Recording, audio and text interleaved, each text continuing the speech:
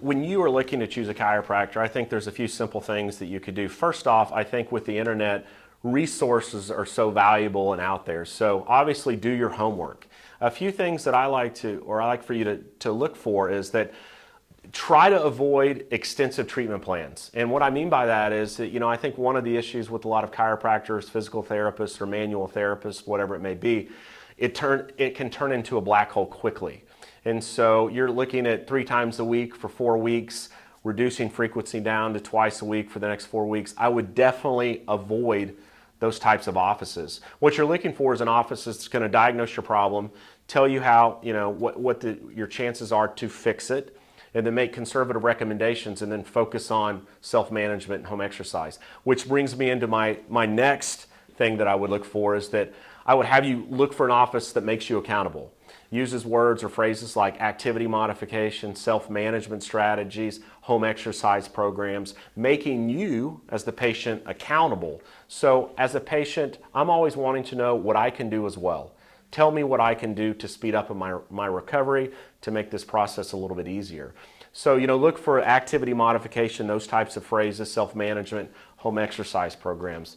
The other thing that we've spoken to in the past, I would ask that you stay away from, these offices that shoot X-rays on every single patient.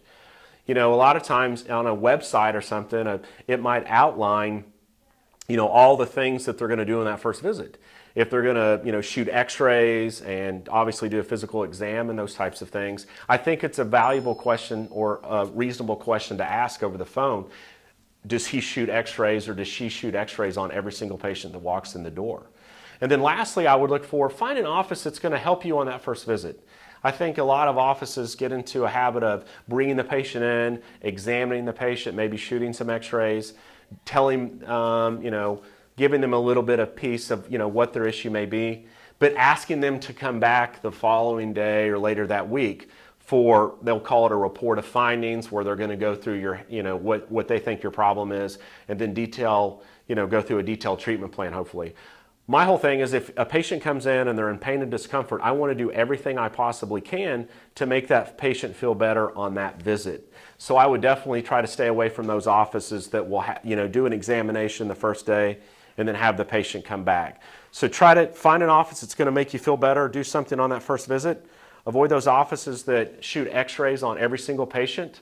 Avoid offices that don't make patients accountable, don't talk about self-management strategies and exercise programs, and then avoid those open-ended long treatment plans.